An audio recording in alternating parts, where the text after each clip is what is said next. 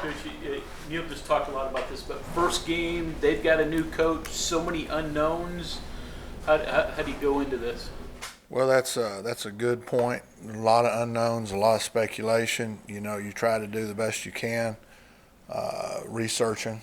So, we've obviously watched a lot of Charlotte. We've watched a lot of Elon. You know, you look at a lot of little things to see what they might do and how it matches their players. They got a couple of new guys on the transfer, a little kid from not little kid, but the transfer from Penn State. How they going to use him? The transfer from UCF to play, he's a backup, so that means the other guy's doing obviously better. I think they're them not having the one receiver, so it makes 17 probably more the go-to guy in the game. So there's a lot of stuff like that.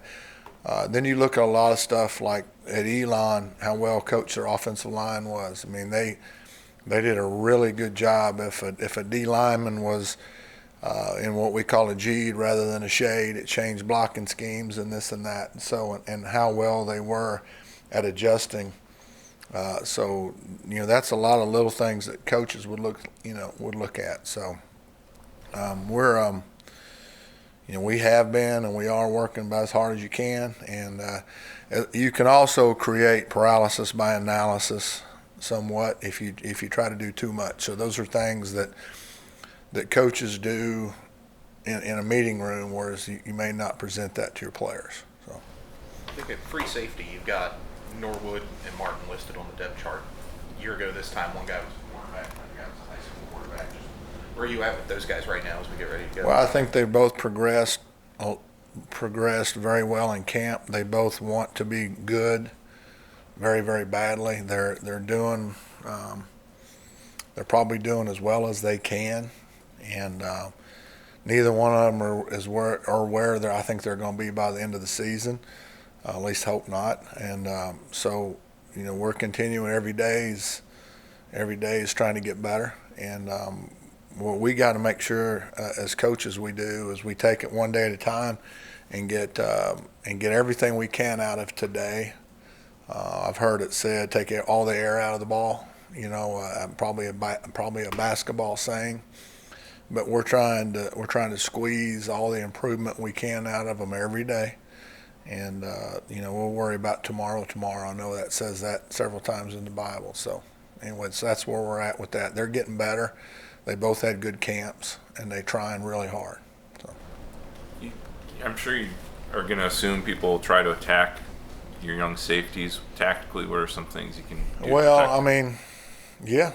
I'm sure they'll try to attack a lot of places. They start looking at all the FRs on the roster, but that is what it is, and so we'll see. There's a lot, like you talked about, a lot of unknowns, and I think the most important known is that they'll be here Saturday, and if our guys play as hard as they can, as smart as they can, as fast as they can, and we serve them, and we act as servants. I was listening to a devotion yesterday coming in, Joel Osteen thing when I was driving into work, and it kind of always bring things back to perspective as we're here to serve, and so I need to do the best job I can to get these guys as good as they can be and to play as hard as they can and to not disrupt them by being negative or being fearful or whatever, and we're going to do that, and that's the approach that we're taking. Can a pass rush pressure protect some of those issues you've got behind you? No question. And the thing that we've been able to do probably for the last 3 or 4 years is establish a pretty good pass rush. But there's a difference if they got 7 guys in to protect, which Elon did on occasion. They would keep 7 guys in to block and throw the ball down the field. Just numbers-wise, 7's probably going to block 4.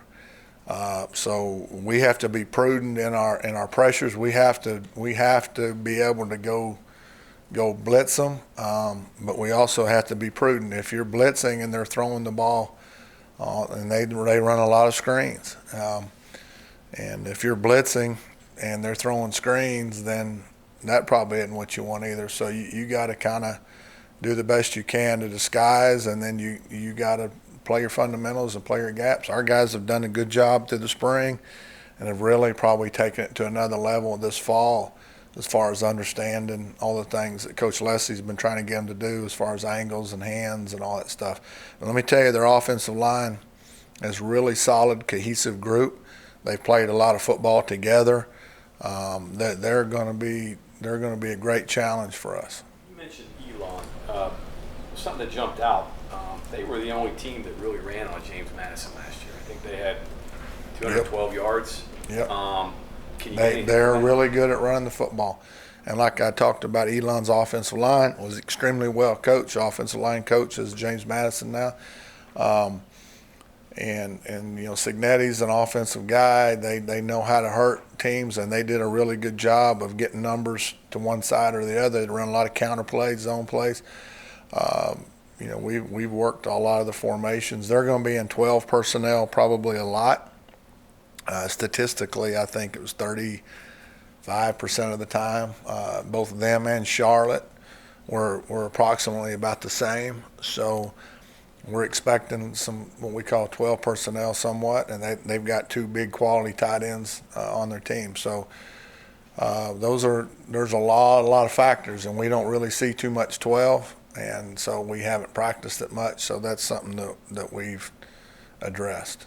Vic, when you talk about balancing being aggressive and Yes, being prudent, especially with so many guys who you said are young, Yes, sir. Neil said he wants to just let his guys go, and he said coaches probably feel a little bit different and try to be protective with young guys. Where do you stand? How do you go his way when you know what you want to do too? Well, I tell you what, we're tired of going against our offense. Our offense challenged us every day, throwing the ball, particularly down the field, and so those are things we worked on extremely hard. There's a lot. We're gonna be a lot different than what y'all saw in the spring game from us defensively. We obviously didn't show very much of what we're really doing, and so it's going to be interesting to see, watch these guys play, and looking forward to it, obviously. And like I said before, I want to make sure that I do the best job serving our players to what their needs are. And their needs are to stay confident in them and to be confident in them and to support them and to get them as good as they can be for Saturday. But, again, working on today first. Danucci, the quarterback for James Madison, anything jump off? A real solid player, is a better runner than what he's given credit for. And his reads are really sound when he goes through his progressions. Like a lot of quarterbacks, if you get some pressure, obviously it's not as good, but you could say that about Tom Brady, I would think. He's a really good, obviously Division I quarterback, and he's had great success. And probably, I don't know if Coach Brown hit it on it, I'm sure he probably did. This group's used to winning. And back when Mickey Matthews was the head coach, they were winning, and they've been winning ever since. And so this is a program somewhat like us that's got a tradition of winning. And so when you're used to doing that, you know how to prepare, you know what to think, you know how to study film, you do all the things that it takes to help you win. So I think he's very much a winner.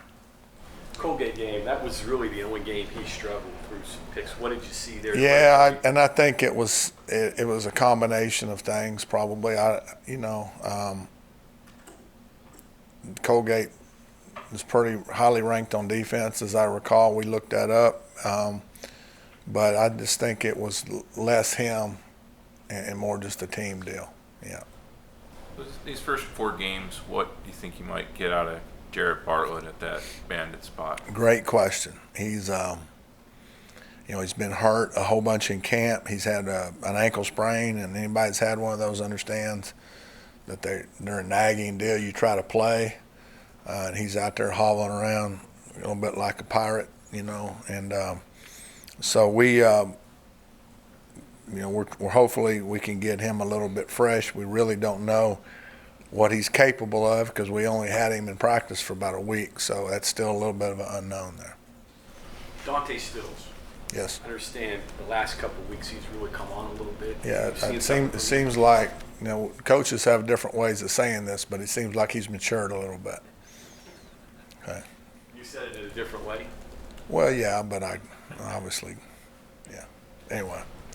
But he's playing much better. Well, he seems to be. I think Coach Leslie's getting to him a little bit, and but that's good. That's what it should. And we're coaching these guys like I've addressed. We're coaching them hard, but we're teaching them like our kids. And anyway, we're loving them up too, and so we're just trying to get the most out of them. And I think we finally figured out. Coach Leslie's kind of figured out how to get to him a little bit. Hopefully, he'll explode on Saturday. If he plays the way you want him to play, is he an impactful guy? Well, I think we've got at least 7 to 8 deep defensive linemen that I will not be surprised if during the game that they make plays. So I'm not saying that they're the 86 Bears or not anything right now, but I say that, and I think that they'll make some plays, expecting them to make some plays. Vic, where's Charlie Benton at? Is he a guy you think he can help you down the road? That's a great question. We've given him a bunch of opportunities so far in camp, and so far we're just kind of wait and see a little bit on him.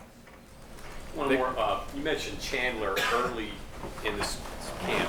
Yes. About a guy to keep an eye on. Is he playing? I think, and I don't know if Coach Brown has announced it or released, but he did a really good job through camp. He's one of our better players through camp, and I think the coaching staff felt like he was one of the better players and kind of gave him the best guy in camp award or something. Vic, without Miller at corner, do you stretch out Bailey and Washington longer, or do you play the young guys because you don't want to get too unbalanced with snaps? Well, I don't know. We'll wait and see how it goes in the game. I mean, we're playing the guys we got, and they're getting better every day.